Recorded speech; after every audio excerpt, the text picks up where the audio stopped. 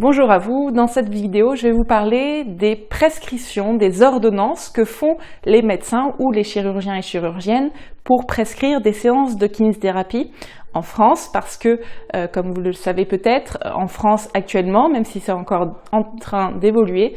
pour l'instant, pour être pris en charge par la sécurité sociale et les mutuelles, dans l'immense majorité des cas, il faut une ordonnance faite par un diplômé en médecine pour pouvoir donc accéder à ce remboursement. Et donc il y a une certaine réglementation autour de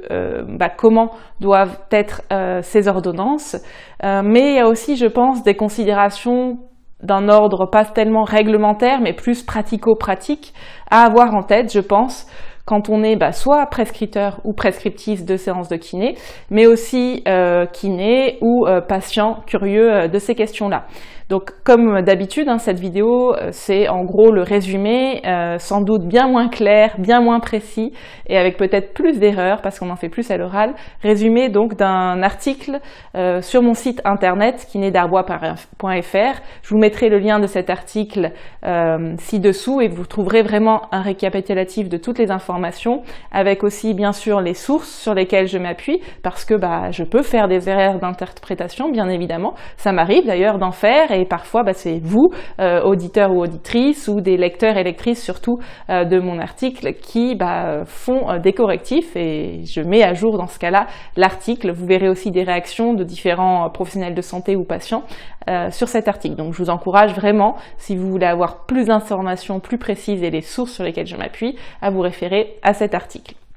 Alors, je ne vais pas revenir bien sûr sur les choses d'un ordre plus administratif à faire figurer sur les ordonnances, ça c'est valable dans tous les cas, donc ça va être par exemple le nom, le prénom de la personne qui prescrit, etc. Quelque chose par contre important à avoir toujours en tête, c'est de bien utiliser ce qu'on appelle une ordonnance Bison quand on prescrit dans le cadre des soins d'affection longue durée. Le fait normalement d'écrire simplement séance de kiné en ALD ne suffit pas, il faut normalement utiliser ces ordonnances bien spécifiques avec un en-tête spécifique. Concernant les mentions sur kinésithérapie à domicile ou non, pour les gens qui ne peuvent pas se déplacer, beaucoup de médecins prescrivent à domicile sur l'ordonnance, parfois même de manière systématique, notamment c'est le cas aux urgences de l'endroit où je vis, à Chambéry. Mais pour autant, en théorie, ce n'est pas indispensable d'écrire à domicile sur les ordonnances pour que les patients puissent être pris en charge à domicile. Normalement, c'est au kinésithérapeute d'estimer si oui ou non l'état de santé du patient nécessite une intervention à domicile. Tout de même, beaucoup de kinés préfèrent avoir la mention à domicile écrite dessus qui, selon eux et elles, les couvre plus si des fois l'assurance maladie se trompe et pense que on ne peut pas intervenir à domicile s'il n'y a pas écrit à domicile sur l'ordonnance. Donc si l'état du patient nécessite vraiment une intervention à domicile, je vous recommande de plutôt écrire à domicile dessus, même si c'est en théorie pas indispensable. Point important, c'est que souvent, on a en tant que kiné des ordonnances avec écrit tout un tas de techniques à faire, par exemple séance de drainage bronchique respiratoire en cas de maladie respiratoire. En cas de suite d'une opération d'une prothèse de hanche, on va avoir écrit des choses comme massage des cicatrices, apprentissage de la marche avec des cannes béquilles, et puis parfois on a vraiment des pavés de plusieurs pages de choses qu'il serait bon de faire. En fait, depuis un arrêté paru en l'an 2000, si je ne me trompe pas, en tout cas il y a plus de 20 ans, les ordonnances pour des séances de kiné ne doivent pas obligatoirement être qualitatives ou quantitatives. Et par là, on entend qu'il n'y a pas du tout obligation, et selon moi c'est même contre-productif le plus souvent, il n'y a pas du tout obligation de mentionner les techniques, le type de soins à appliquer. De mon point de vue, et c'est conforté par en tout cas les textes le doigt, plus on est général, mieux c'est. Alors pourquoi dans l'idéal, pour moi franchement la prescription idéale c'est tout simplement bien qu'il y ait quelques exceptions, bilan et séance de rééducation ou séance de kinésithérapie si nécessaire. J'ai quelquefois des prescripteurs ou prescriptrices qui prescrivent ce type de séance et franchement, c'est super. Je vais vous expliquer pourquoi, selon moi, ce sont le type d'ordonnances qui sont les plus pertinentes dans l'immense majorité des cas, bien sûr. Alors, pourquoi selon moi? Déjà parce que vous allez faire cette ordonnance et souvent, quel que soit le motif, même pour des fois des opérations, le patient ou la patiente ne va pas forcément prendre rendez-vous pour des séances de kiné ou obtenir les séances de kiné tout de suite. Il y a parfois un délai de plusieurs jours, voire plusieurs semaines, parfois même plusieurs mois. Et forcément, par rapport au moment où vous aurez vu cette personne-là et le moment où elle va commencer les séances de kinésithérapie, il y a beaucoup de choses qui se sont passées. Peut-être que ce que vous avez écrit ne sera pas plus utile ou sera même complètement contraire aux besoins de la personne au moment où elle consulte un kiné. Deuxième explication de pourquoi, c'est que souvent quand vous allez écrire quelque chose, la personne va vraiment s'attendre à ce que le kiné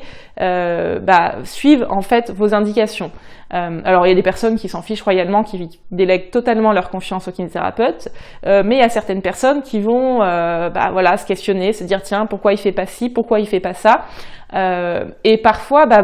les prescriptions, souvent, j'ai le cas en tout cas, notamment suite à une chirurgie, en fait, les médecins, les chirurgiens prescrivent tout le temps la même chose, les mêmes techniques, selon en fait la chirurgie ou la pathologie. Mais les patients et les patientes, selon leurs antécédents, leur âge, leurs objectifs, n'ont pas forcément exactement les mêmes besoins et les mêmes attentes. Du coup, on se retrouve avec des prescriptions très détaillées, mais finalement pas du tout personnalisées, et on est censé devoir suivre, du coup, selon certains patients,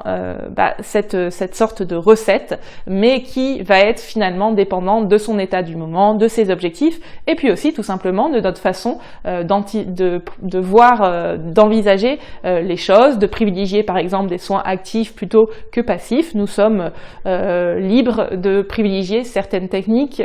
plutôt que d'autres, en bien sûr trouvant le consentement du patient. Donc c'est les deux principales raisons pour lesquelles vraiment je trouve que c'est souvent une perte de temps d'avoir une liste de techniques, et je ne parle pas bien sûr des situations où, même si bien sûr les médecins essaient autant que possible de se tenir au courant des évolutions de la profession, eh bien parfois ils utilisent par exemple des anciens logiciels qui vont leur sortir un ensemble de techniques à utiliser, par exemple dans le cadre de la prise en charge d'une tendinopathie, d'une tendinite, alors que ce sont des techniques qui, on le sait aujourd'hui, font vraiment pas la preuve de leur intérêt. Il n'y a pas de données probantes qui les soutiennent, et même théoriquement elles ne tiennent pas la route. Et du coup nous on se retrouve à devoir entre guillemets normalement utiliser ces techniques-là, alors qu'elles n'ont jamais fait la preuve de leur efficacité, elles sont même pas très cohérentes par rapport à nos connaissances physiologiques. Donc pour justement les personnes qui se diraient ok mais je veux pas écrire bilan et séance de rééducation, bilan et séance de kinésithérapie, c'est quand même trop vague, je vous ai fait dans l'article des propositions sur justement en fonction de la pathologie de la personne, des problèmes qu'elle rencontre, des éléments de prescription un peu plus précis que bilan et séance de kinésithérapie, mais qui restent quand même très généraux pour pas tomber dans les limites que j'ai évoquées précédemment. Concernant le nombre de séances de kiné, pareil, je vous le disais dans le décret de 2000, il n'y a plus besoin de faire des séances, d'écrire un nombre de séances, de faire des ordonnances quantitatives. Là aussi, je comprends bien sûr ce qui peut conduire des fois à mettre un nombre de séances maximales. C'est souvent, selon mon expérience, parce qu'on ne veut pas que les patients et les patientes tombent dans une sorte de dépendance des séances de kiné. D'ailleurs, je suis aussi dans cette dynamique-là, d'essayer de redonner le plus possible d'autonomie aux personnes, si c'est leur souhait en tout cas. Mais ça rentre, on revient toujours un petit peu au même problème aussi, où des fois, s'il va y avoir écrit par exemple 15 séances de kinésithérapie, la personne va considérer qu'il va falloir absolument faire ces 15 séances, que c'est un petit peu comme un dû, et même si nous, en tant que kiné, ce qui arrive très souvent dans mon cas, on se rend compte qu'au bout d'une, 2 ou 3 fois, c'est bon, la personne a tous les éléments en moins pour se prendre en charge ensuite par elle-même, et ben certaines personnes vont réclamer, entre guillemets, le reste des séances. Donc c'est pour ça que je n'aime pas trop, moi, avoir un nombre de séances maximal, surtout dans le cas où finalement j'en fais moins, mais aussi dans le cas où quelquefois on en a besoin de plus, et bien là il va falloir reconsulter, etc. Ça va faire potentiellement perdre du temps à tout le monde.